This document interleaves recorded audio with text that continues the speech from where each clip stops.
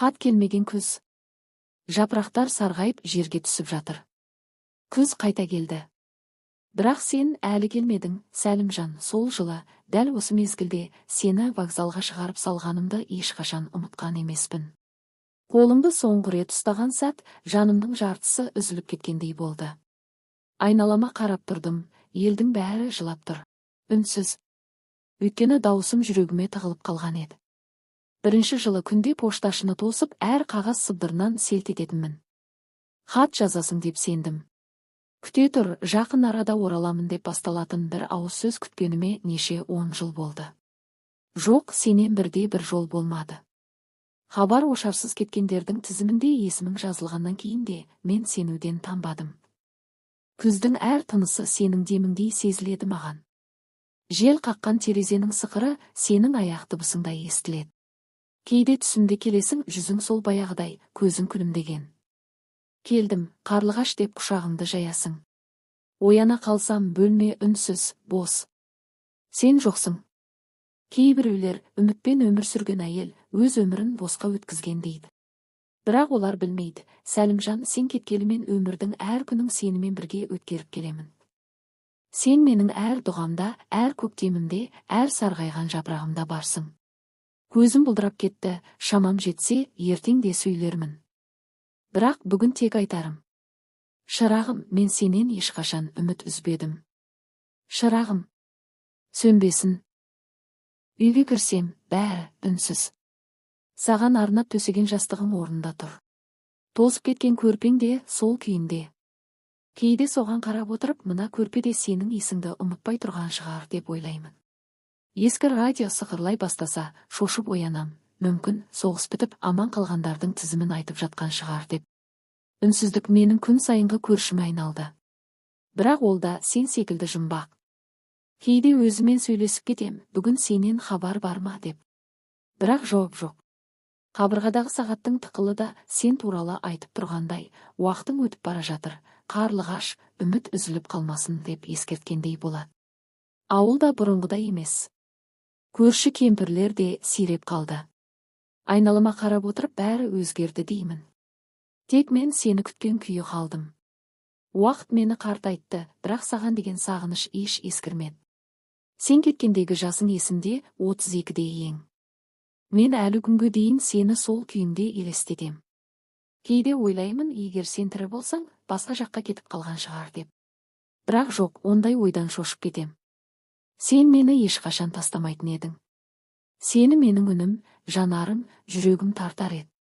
Осы үй сенің оралатын ошағың. Мен күн сайын терезе түбіне бір шырақ жағып қоямын. Түн түссе де өшірмеймін. Сен қайтып келгенде адаспай табарсың деп. Сен келмесең де шырақ сөнбесін, өйткені ол менің сенімім. Есіңде ме, Сәлімжан? Алғаш танысқан көктем. Сол жылы жаңбыр ерекше иіспен жауған еді.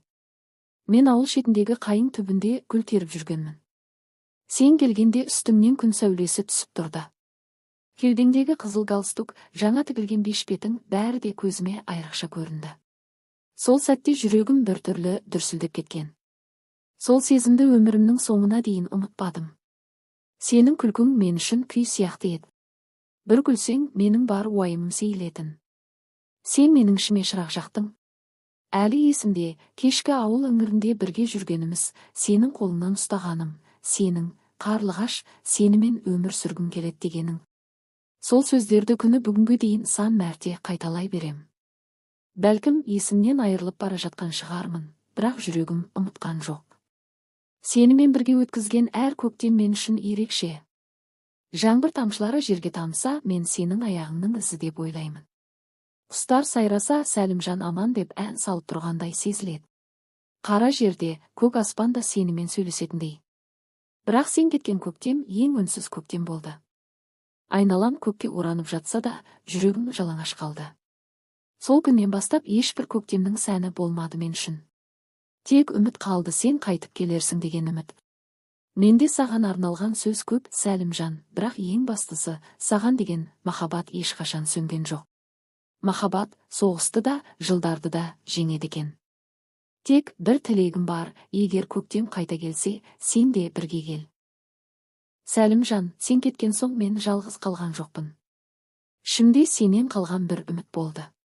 Жарық дүниеге келмей жатып жылап кеткен сәби. Сенен қалған жалғыз тамшы бізден туған, бірақ өмірге үлгермей кеткен балапан.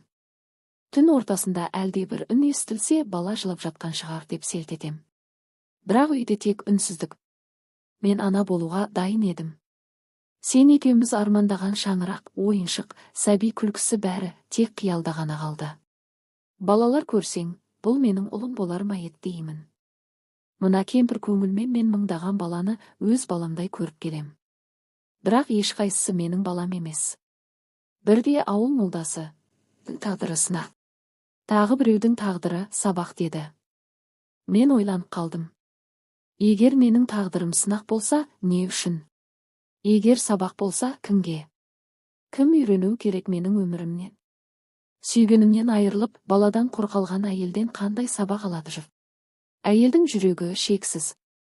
Бірақ бұл жүректе шаршайды екен. Сәлімжан күн сайын күтуден, сағынудан, естеліктен шаршайды.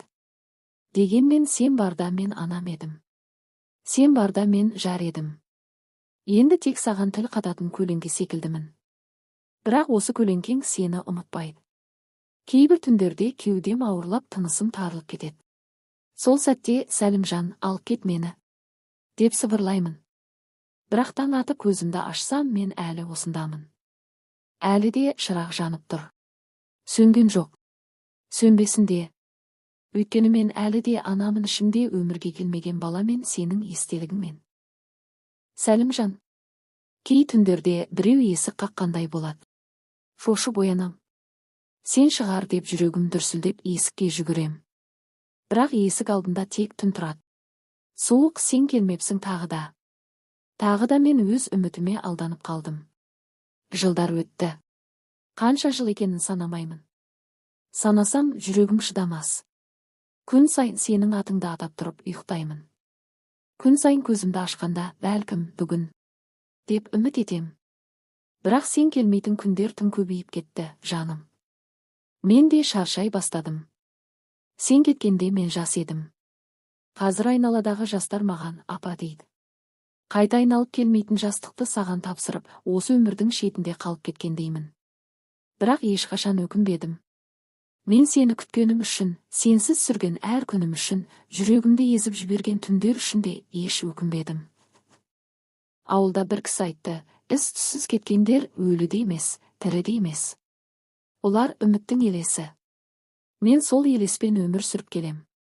Саған бір сұрағым бар, Сәлімжан, сен неге қоштаспай кеттің? Не үшін үнсіз қалдың? Егер бір күнге ғана келсең де, мені күтпе деп кетсең де болар еді. Бірақ сен үндемедің. Сол үнсіздігің мені өлтірді. Сен үшін әлі күнге дейін шам жаққан кәрі кемпірге айналдым. Жаңбыр жауса, сені іздеймін. Жел соқса, сенің деміңдей сезем. Бірақ бұл сезімдер мені жылытпайды, қайта үстеді. Қатты сағынып қалдым сені. Сағыныштың ауырлығы иықтан емес, жаннан басады екен. Кейде түсіме кіресің. Күлесің, қолымнан ұстайсың. Келдім, қарлығаш дейсің. Сол кезде көзімнен жас емес, тұтас жаным ағып кететіндей болады. Бірақ оянсам, тағы да үнсіз бөлме, тағы да шамның әлсіз жарығы, тағы да сен жоқ.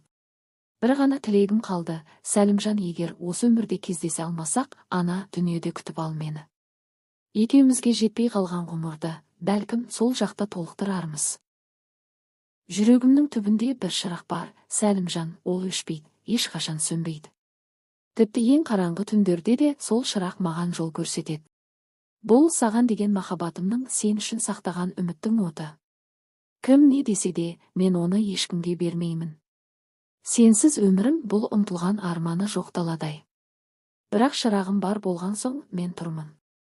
Менің жанымда сенің үмітің менің күшім. Әр таң сайын шырағымды жағып, саған тіл қатамын. Келші, сен қайтып келмесең де, мен сені күтуден, қайғы мен сағыныштан салбырап шаршасам да, менің жүрегімде сенің бейнең тірі. Сенің үнсіздігіңді менің үнсіз күтуім еске алады. Мүмкін, бұл тағдырдың тағылымы, өмірге деген сенімімізді жоғалтпау. Бір күні бұл шырақ шын жарыққа айналады деп сенемін. Сол күнге дейін мен өмір сүремін. Сенің үшін, балам үшін, біз үшін. Жанымда сен жоқсың, бірақ жүрегімде сен әрқашан барсың. Шырақ сөнбесін, Сәлімжан, сенің махаббатың ешқашан сөнбесін. Ол мәңгілік,